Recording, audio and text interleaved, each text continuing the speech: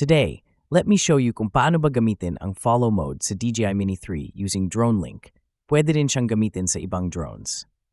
Isa lamang ito sa mga features ng Dronelink, ang follow mode or active tracking.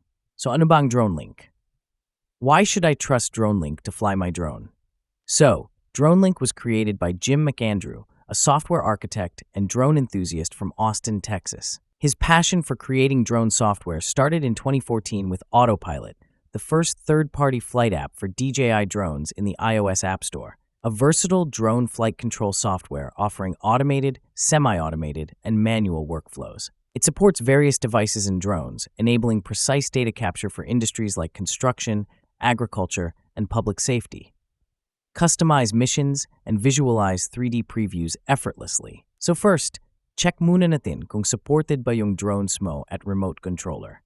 For the purpose of this tutorial, ang gagamitin natin ay Dji Mini 3. Makikita natin na supported naman ang Dji Mini 3 at iba pang drones. Check nyo na lang dito. Then punta tayo sa download link para ma-download natin yung Dronelink app sa phone natin. Nasa phone na tayo. Let's download the Dji Mini 3 using DJI RCN1 controller. Take note, hindi siya compatible sa mga naka-DJI controller.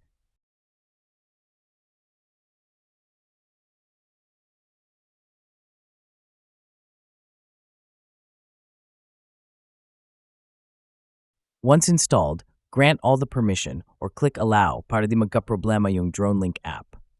Tapos, first, open mo yung DJI app para ma-check natin if all working properly. Then I force close natin ang DJI app para di magka-interfere with the Dronelink app. And now open the Dronelink app. And from here, you can now manually fly the drone. Pero hindi mo pa magagamit yung mga ibang features niya, like follow mode. Meron pong one-time payment. Depende sa plans na gusto mo. So meron ditong professional or hobbyist plans. Since for recreational, education, or non-profits naman tayo, dito lang tayo sa hobbyist. Pero if you're power users, companies, or public agencies, doon ka sa professional plans. So sa hobbyist plans, meron diyang basic, premium, and elite. Mamili ka na lang depende sa needs mo. So paano kung bumili ako ng basic plan, tapos gusto ko nang mag-upgrade into premium, masasayang ba yung binayad ko sa basic plan? Ang sagot ay hindi. Ang babayaran mo na lang ay 933.99 pesos para makuha mo yung premium plan. So hindi na sayang yung binayad mo sa basic plan. So kung gusto mo muna i-try, you can go for basic muna, tapos mag-upgrade ka na lang once na gusto mo na. Here, makikita mo yung mga iba't ibang comparison. Check nyo na lang po. For me, the best plan is premium. Isa sa mga nagustuhan ko dito ay once meron kang waypoints, so you can see your flight route, mission preview in 3D models, ma-check mo using maps kung maganda ba ang makukuha doon sa lugar na yon. Anyway, so let's see kung basic plan muna tayo. Mag-register muna tayo, guys. You can input here your name, email address, confirm your email, password, agree to terms and policies, then click register. Once registered, you can now pay through GCash or Maya using the virtual card. Once confirmed, pwede mong i-login sa Dronelink app sa phone mo using the email and password na ginamit mo kanina. Once okay na, you can now take off and fly manually. So diretso na tayo sa follow mode. Anyway, the best distance between the drone and the remote controller must be at least 10 meters lalo na if may mga obstacles, pero if open spaces naman, pwede namang medyo mababa.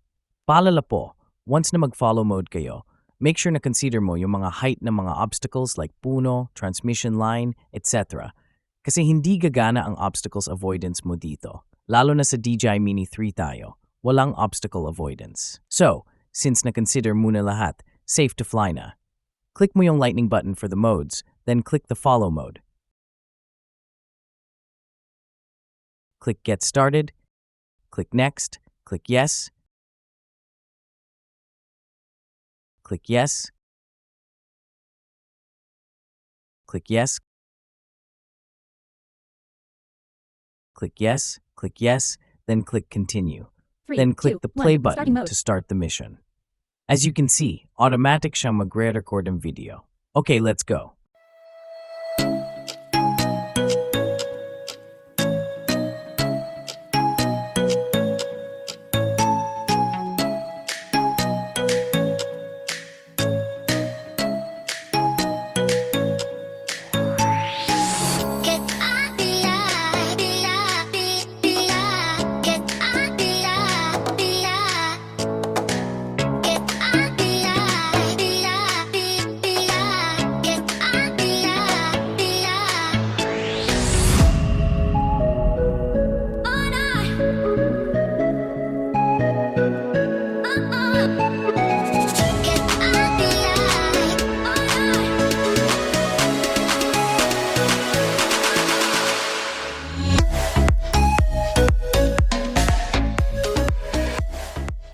After Mong Mag follow mode, click pause button, then automatic mag stop yung recording of video.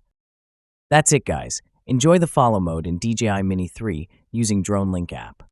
If you have questions, just comment down below. Anyway, if bago ka sa channel natin, don't forget to like, subscribe, and click the notification bell para updated sa mga future uploads. Thank you, and see you on our next tutorial.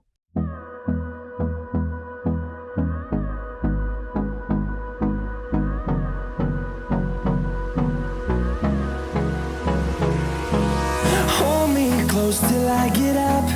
Time is barely on our side.